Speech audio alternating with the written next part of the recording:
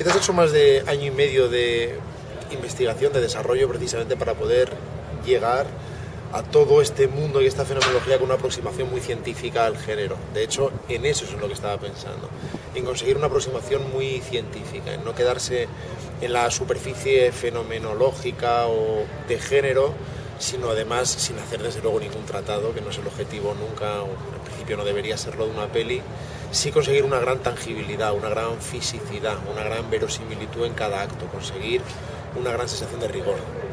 No es tanto secretismo, no es una cuestión kubrickiana de tratar de mantener hermético el rodaje, como de puro y elemental respeto por el espectador. El espectador puede querer o querer saber más sobre la película, pero no es cierto. Eso lo único que hace es arruinarle la experiencia.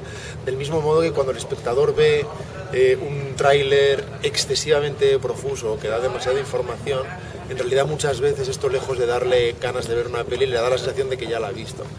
Así que si uno quiere afrontar una historia en la que hay determinadas sorpresas o en la que uno sencillamente desee saber qué va a suceder a continuación, en lugar de ya saberlo, uno tiene que mantener una cierta discreción, no tiene que ver con otra cosa, no es tratar de engrandecer el fenómeno. Puedo contar más que sobre la trama, acerca de qué va la película o qué explora, y de hecho el tema del rigor que hablábamos antes tiene mucho que ver también con eso, porque en el fondo se está rodando la película casi como si fuera un thriller político, más que una película de género.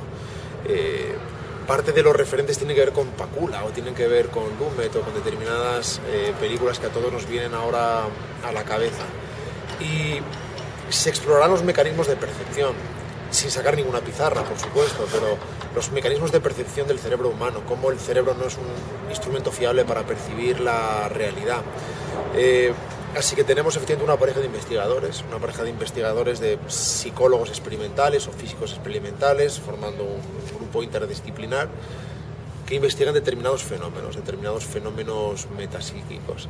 Y como sucede a menudo, tenemos dudas sobre si lo que sucede es cierto o no, o sobre si determinada fenomenología responde a fraudes, responde sencillamente a un problema de percepción, a un error de juicio, o son reales y la fenomenología se está produciendo.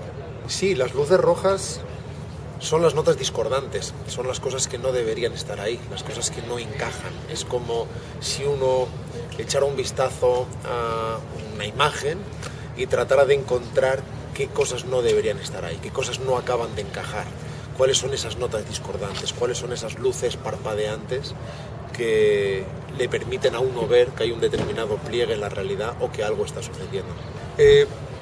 Quizá en la primera parte de la película, pero insisto, con esta aproximación rigurosa. De hecho, lo que más me interesa de Poltergeist es su inicio. Es los elementos puramente físicos, la niña sentada en el suelo y deslizándose con el casco de fútbol americano, o la pirámide de sillas, o el grupo de parapsicólogos entrando en la casa. Me interesa mucho más esa aproximación que las manos azules saliendo de los televisores, o las caras con volumen saliendo de las paredes, o los armarios con gargantas en el fondo.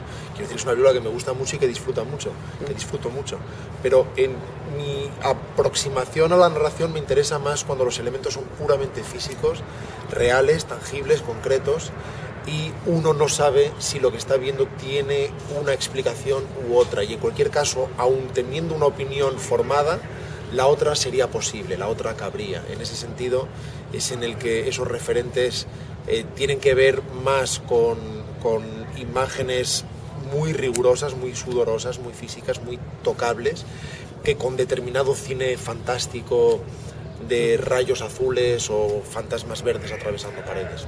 Bueno, son estas cosas que no hay mucho que decir al respecto, son estas cosas que uno escucha con frialdad y en cuanto él se va, uno mira al lado y dice, ¿no? De Niro, ¿no? Sí. Bueno, supongo que es una de estas hipérboles que pueden usar los actores, aunque lo cierto es que De Niro es una persona de muy pocas palabras. Pues no lo sé, como mínimo es un halago, y en cualquier caso cuando uno escucha algo así se gira buscando a la persona a la que se está refiriendo en realidad. Lo mejor de trabajar con estos grandes actores no es que tengan una carrera pasada, no es que sea De Niro, Weaver o Cillian Murphy, lo mejor es que son extraordinarios actores y que son los mejores actores posibles para el personaje, que encabezan tu lista de reyes y de repente los tienes. Efectivamente da la sensación cuando uno entra en el set y los ve que lo que hay que hacer es buscar al verdadero director porque uno se ha plantado en el set de otro. Es un enorme privilegio sin ninguna duda y sobre todo esa sensación de que en el fondo es mucho más fácil hacer música porque todos los instrumentos están perfectamente calibrados, contra lo que mucha gente podría pensar. Trabajar con actores de este nivel en principio debería hacer las cosas más fáciles, no más difíciles. Bueno, en realidad cuando uno ve cualquier película, si en realidad se pone a sumar actores, pues siempre saldrán unas cuantas decenas, sea la película coral o no. No es exactamente una película coral, hay fundamentalmente un triángulo más protagónico y otros 2 o 3 personajes de verdadera incidencia en la trama y en la duración. Evidentemente, habiendo casi 70 actores, no tenemos precisamente un señor dentro de una caja en esta ocasión, pero insisto, imagino que casi cualquier película que uno analizara con detenimiento pues no bajaría de los 30 y pico. Al final, cuando tienes a un científico, un personaje que hace algo especial en el teatro, en la actuación, o cuando tienes un abogado o un periodista, pues evidentemente empiezas a sumar actores. Yo no diría que es una película coral en el sentido berlanguiano, de que uno no sabe a quién atribuir el protagonismo y tiene que elegir entre 20. No es exactamente esa la situación.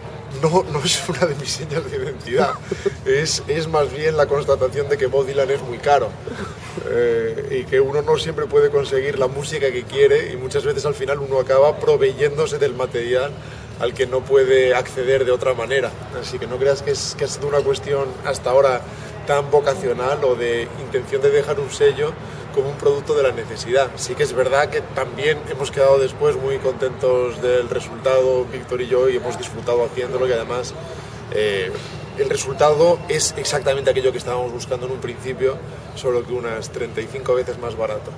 No sé ahora mismo lo que sucederá, pero en cualquier caso, dadas las premuras que necesariamente tiene que cualquier película, por mucho presupuesto que uno tenga, no es descartable, nunca es descartable.